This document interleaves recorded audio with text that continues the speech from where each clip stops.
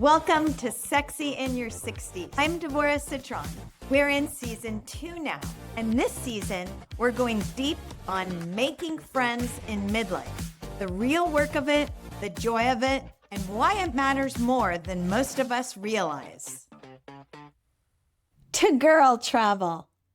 That's what I said on the first night of my trip to Morocco, sitting at dinner in Casablanca with Dana, my stepmother, who's 3 years older than me, and 2 women I had just met, Ronnie and Lisa.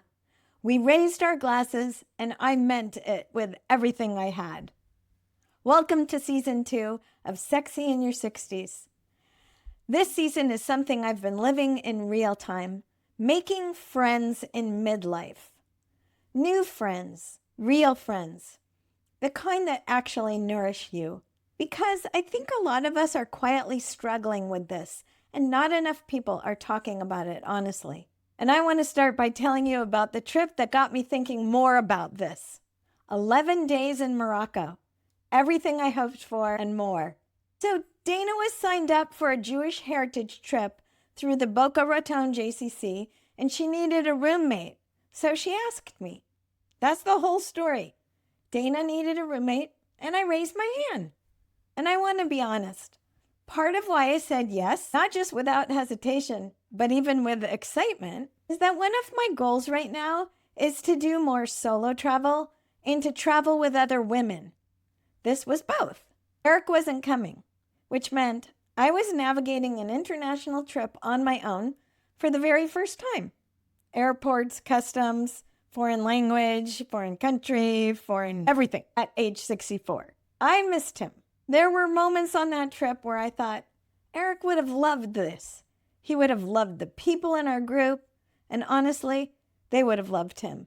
I talked about him a lot. But missing him and being glad I went were not contradictions. They were both true at the same time. And something else happened that I wasn't expecting, even though I'd been hoping for it.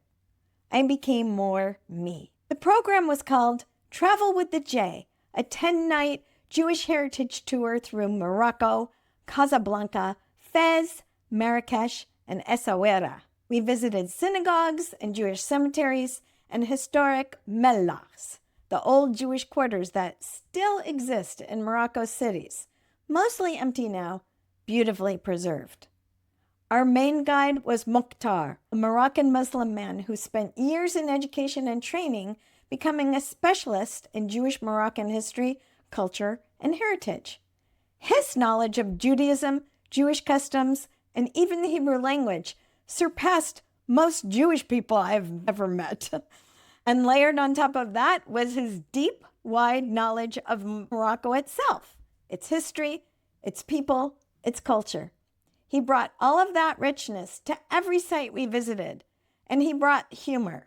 He was a genuine joy. And our group leader was the energetic and joyful Pablo Dueck, a cantor from California, really from Argentina, who brought spiritual meaning and context to everything we saw. Every gravesite, every sanctuary, every moment that could have been just tourism, but became something more, something fun because of him. What I didn't understand before I went, and that I haven't stopped thinking about since, Morocco has been one of the most protective countries in the world for its Jewish community.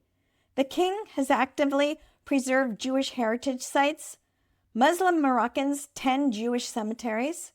There is a genuine documented history of coexistence that goes back centuries. But there are almost no Jews left. A community that numbered in the hundreds of thousands is now just a few thousand, mostly elderly. The synagogues are stunning and empty. One evening at dinner in Rabat, a young man came to speak to our group from an organization called Mimuna, mimuna.org, founded in 2007 by Muslim university students who decided that Jewish Moroccan heritage belonged to all Moroccans and committed to keeping it alive. A young Muslim man telling a room full of Jewish Americans that he's devoted his time to preserving our story. It was inspiring. Our group was almost entirely Jewish, all but 2 of us. And that shared identity created an instant sense of connection and belonging. We were strangers on day 1, but not really strangers.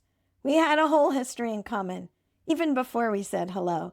Now, I was one of the only ones from California and not from Florida, but that didn't really matter. And there was everyone else I met along the way. On day one, at a Jewish country club in Casablanca, yeah, I'm not kidding, I met Alana, a Jewish woman born there who had spent years in Canada and now returned with her family. She's living the very story I'm trying to understand. And at the Women's Argan Oil Collective, I started talking to the young woman helping me fill my basket, with way too many products, I should add. Her name was Latifa. We didn't share a language, but I'm expressive. I used my hands, and I used the Translate app. We found a way. When I mentioned I was a health coach, she lit up, and she started talking about some of her health goals. And we've been communicating ever since. She left with one goal I recommended: no more soda. We're already messaging each other on WhatsApp. In Essaouira, I met Flora, a woman my age from London, a social worker vacationing with her adult son. I met her at a bar. I'm that person, the one who chats up the woman sitting next to me. Before long, I had her name, her story, her contact info, and a photo of the two of us, and now we're in touch. I got close to Ronnie over those 11 days, and to Julieta, Pablo's wife, a therapist, the kind of woman you meet and immediately think, I want more of her in my life. And then there were Adeline and Iris. Adeline is 80. Iris is 86. Both on this trip, independently, fully present, fully curious, fully delighted by everything, not watching from a careful distance, keeping up with all of it, completely. They are my new role models for what is possible. I want to be them when I grow up. I mean that with everything I have.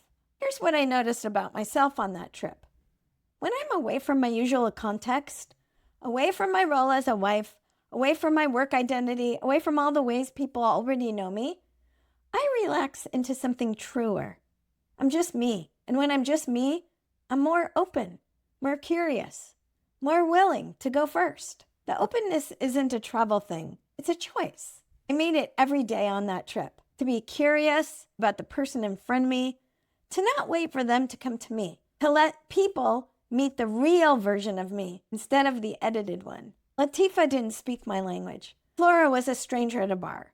Alana was someone I never encountered in my regular life. Every one of those connections happened because I decided to be present and go first. You don't need Morocco for that. You need the decision.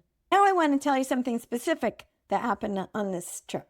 Something small and spontaneous that I've been thinking about ever since. One evening before dinner, Margaret, Nancy, and I were at the bar having a glass of wine. And one of us said, let's do speed dating, friendship speed dating. You go first. Tell me about yourself. And we did, a few minutes each. Who we were, where we came from, what mattered to us, what brought us on this trip. No agenda, no structure, just, I'm going to give you my full attention right now and actually try to know you. I did versions of it on the bus too, with Karen, Cindy, and Stephanie, Lisa. Spontaneous, unplanned. We're sitting next to each other for the next hour. Let's actually use it. Here's what I noticed. Knowing where we were going to be together for 10 days made the investment feel obvious. Of course you want to know these people. The trip created an urgency we don't usually feel in regular life.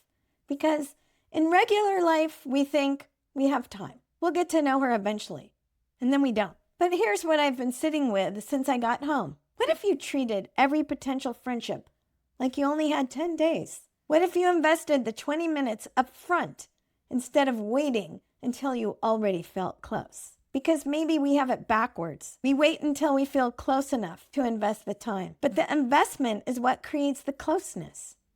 Speed dating skips the waiting. It says, I'm going to show up for you right now before I know you, because that showing up is exactly how the knowing happens.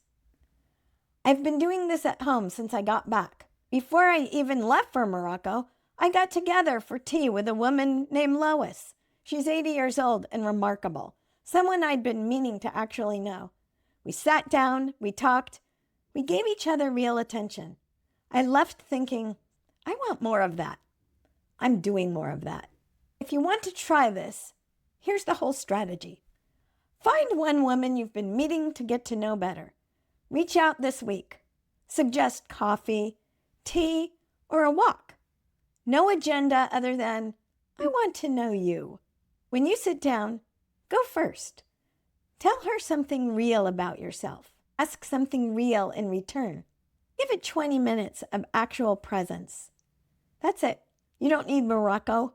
You need 20 minutes and the willingness to go first. Making friends in midlife is something a lot of us are quietly struggling with. The research is clear. Loneliness is one of the biggest health risks women face at this stage of life. And yet, we don't talk about it because it feels like a personal failure. It isn't. It's just life. The structures that used to make friendships easy are gone. And now we get to build something new, on purpose, with intention, as the people we actually are right now. I said yes because Dana needed a roommate. I raised a glass to girl travel on the first night. I came home with new friends, new podcast guests, a deep grief for a community I didn't know I'd fall in love with, a tagine recipe I'm gonna make over and over, and a clearer sense of who I am when I'm just me. That's what this season is about, and we are just getting started. Next week, I'm going to go deeper into why making friends gets harder in midlife, what the research actually says, and a reframe that I think is going to surprise you. I'm Deborah Citron. This is Sexy in Your 60s. If today's conversation resonated with you, please consider following the podcast, leaving a review, or sharing it with someone who might need it right now. That's how these conversations continue to grow. I would love to stay connected. Come find me at slentplants.com/contact. And if you're curious about the Sexy in Your 60s coaching experience, get on the wait list at sexyinyour60s.com. Until next time, take care of yourself, stay curious, and stay boldly, beautifully sexy exactly as you are.